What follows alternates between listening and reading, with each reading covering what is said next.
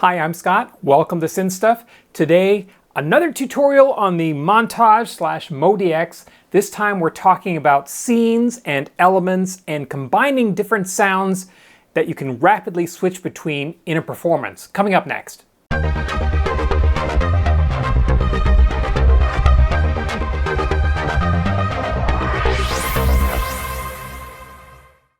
All right, so I apologize for this disaster.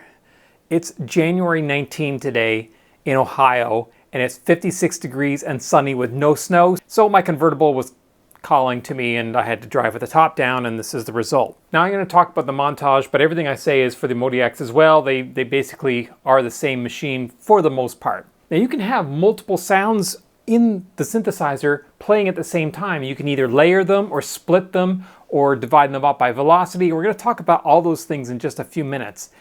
But what happens if you have one set of sounds and then in that same song you need to switch to another set of sounds? That can be a problem, especially on the MODX that doesn't have seamless sound switching for all performances, because you can end up cutting off one sound as you switch to the next one. So how do we get around that?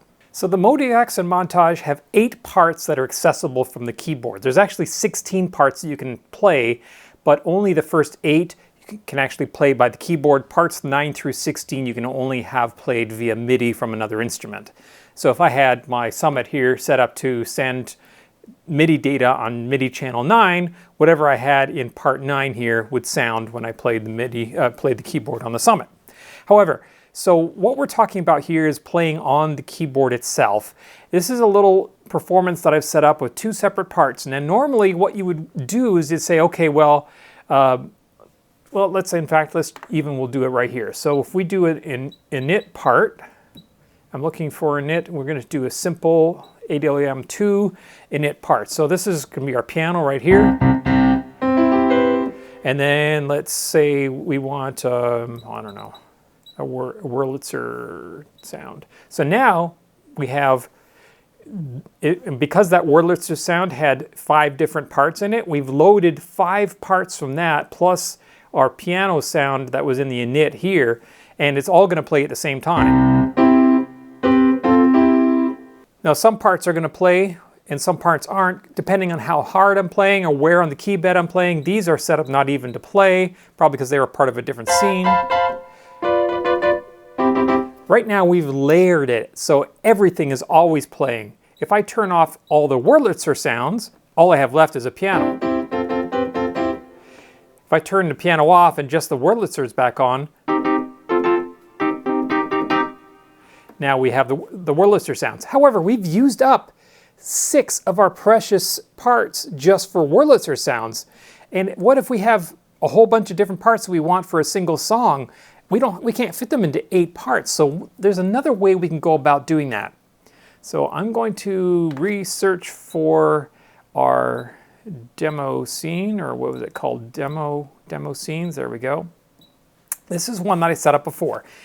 This has 3 different instruments spread across the key bed. Now I've split them. You could layer them, you could combine them, and I'll show you how you do that in just a second. So let's have a look at the first one.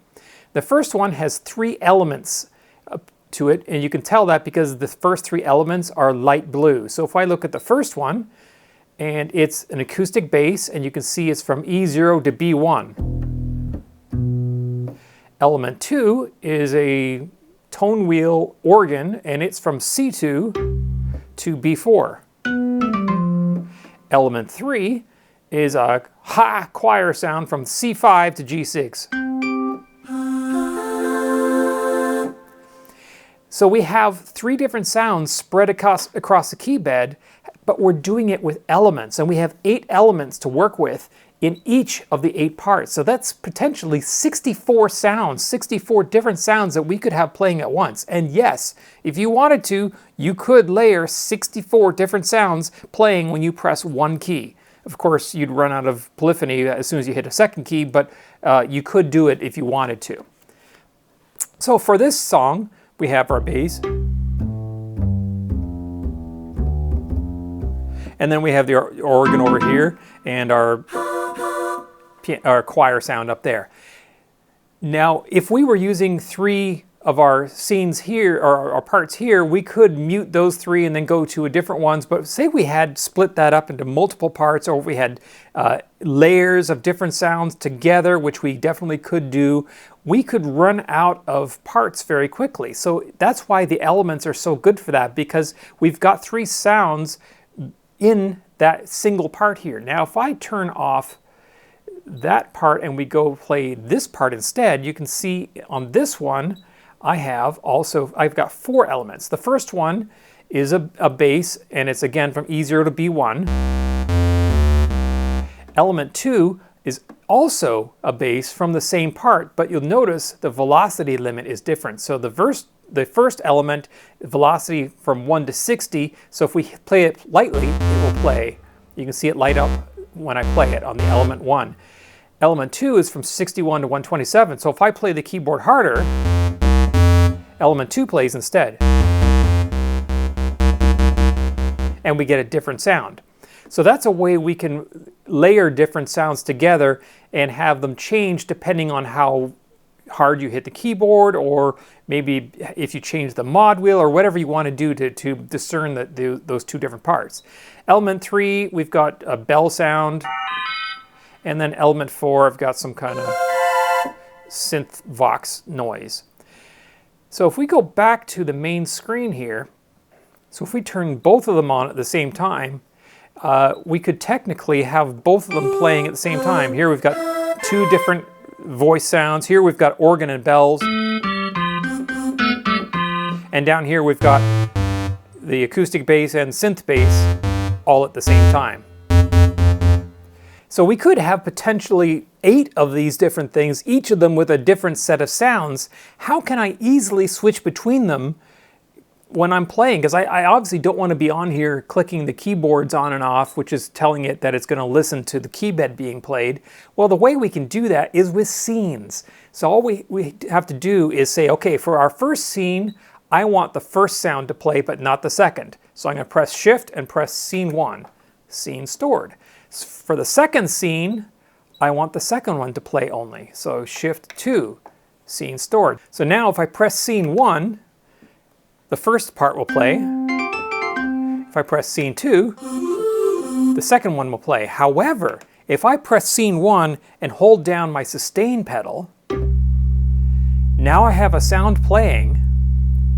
I can go to Scene 2 and play with my new sounds, and Scene 1 is still playing because it's not muted, it's just not listening to the key bed anymore. I can go back to Scene 1 and play a chord in my organ. Now I'll go back to Scene 2 and I can play those bell sounds, as well as my synth bass.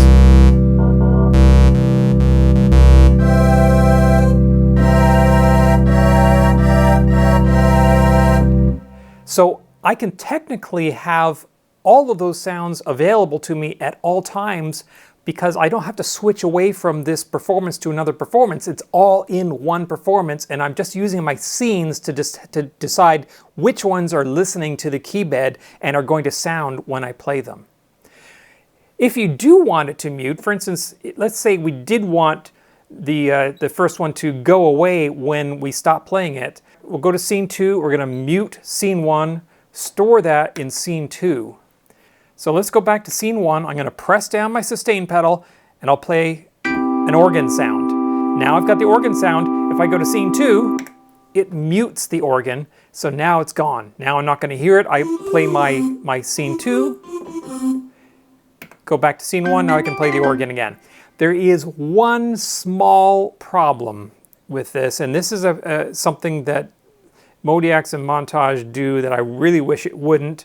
Let me get rid of this mute here, and we'll store that back in Scene 2. And that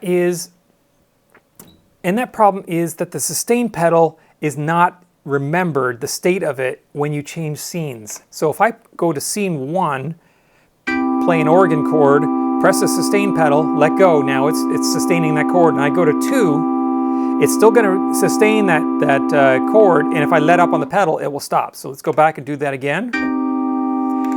Scene 2, however, even though the pedal is being held down, it's not being obeyed by scene 2 because I have to let go of it and repress it. Now it will obey it. And if I go back to scene 1, it holds that one, but not the new one. So it only obeys the sustain pedal after you have released it and reapplied it in the scene that you're working in. So that is a somewhat of a limitation, but with some clever programming you can get around that. All right, so let's mute these two parts and add something in number 3. I'm gonna make sure that we are on single, because if we have multi, it's gonna pull in parts that have performances that have multiple parts, and it will fill up beyond part 3. So I want just a single sound, and we'll pick something nice and simple. How about, I don't know, a saw pad. Very nice. Okay, so if we have a look at what our saw pad consists of, there's actually 4 elements to this. And there's 4 different phases. And that's what gives us that nice swirly sound. That's fine. We'll have that across. Well, actually, no. Let's make that sound from, say, middle C upward. So I'm going to press note limit, keyboard for element 1, and then press C3. And then we'll do the same thing again here for each of these elements. Now, this sound will only play from C, middle C upwards, and down here we have nothing. Oops, except I just changed it by pressing those keys. Okay, so now we have that pad sound up here. Let's add another one. On element 5, we're going to search for, oh, I don't know, a bass. We'll put a bass in here and picked bass open. That's good enough. And that's what we're going to go on element 5. We'll make sure it's turned on, and our note limit is going to start at the bottom of the keyboard and the B before middle C. So now we have a bass down here, and above here we have our pads. So that's basically how you set up multiple parts like that in your key bed. Now this bass is kind of weak, so why don't we add another one? Let's say element 6, let's pick another bass. And we're gonna layer that on top. So acoustic bass with harmonics, that sounds great. And we're gonna put the same note limits, bottom of the key bed and B below middle C. So now when we play down here, both elements 5 and 6, we make sure to turn it on, are gonna play. And that gives us a slightly thicker sound with a whole lot of reverb. Let's turn some of that reverb down. Now let's say that we wanted to put another sound layered on top of the pad at the top end. So let's add something up here. And let's see, it's going to be a synth lead and it's going to be a sync LFO. Or how about sync lead 5? Sure, why not? We'll turn that on. Okay, so now we've got something up top here, but it's way too high because we're sticking it at the top of the key bed. Let's make it so it sounds only from this C up to the top. So down here we just have pad, and we get here we have pad and that sound at the same time, but this is too high, so let's just bring it down a bit. Here's an octave. Let's bring another octave. That sounds good. Okay, so now here's our third one that we've created. Down here we have pads, up here we have the pads along with that other sound. And down here we have those 2 layered basses. So let's say, okay, we want, so for scene 1 it's going to be playing this one, scene 2 it's going to be playing this one, and for scene 3 it's going to be playing that one. So let's store that as scene 3. Oh, and we have an ARP on, we don't need that on. So we've stored that as scene 3. Now we can switch which one is playing just by pressing our scene buttons, and we don't lose anything. So we have a lot of reverb in here. Let's put tons of reverb and lots of release. So we hear that. And actually, you know what? I'm going to store this just so I don't lose it. Let's store that there. Lots of release there. And we'll do the same thing up here, lots of release. All right, so now we have a pad with a ton of release in scene 2. I can go to scene 3.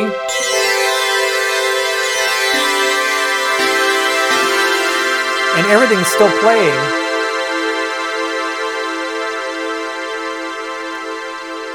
Everything is still playing, even though I'm switching between scenes. Nothing is going away because it's all part of the same performance. So if I play it and it's sustaining, it's just going to keep sustaining that note because it's still in that same performance, even though I might be switching to a different scene. Now, if I put scene 3 with a really short release, let's store that. Now I go back to scene 2, and now there's my pad with a long release. If I go to scene 3, it quickly tapers off because my release is gone. So that does take effect. You can store all this stuff in scenes. All your ADSR, your filter cutoffs, all this kind of stuff. If we wanted, here's our cutoff. Let's make it really cut off with a bunch of resonance. Let's store that in 3. And let's put the release back up and store that in 3. So now let's go to 2. And then we can hear our pad, and then we go to 3, you can hear our filter and our resonance has taken over, so it's affected that sound that's still sounding from scene 2. All right, hopefully that's of some use to you. If you do like what you saw here today, please click like, subscribe, click that little bell. It really helps us out when you do that, and you get notified every time I post one of these videos. Thanks for watching.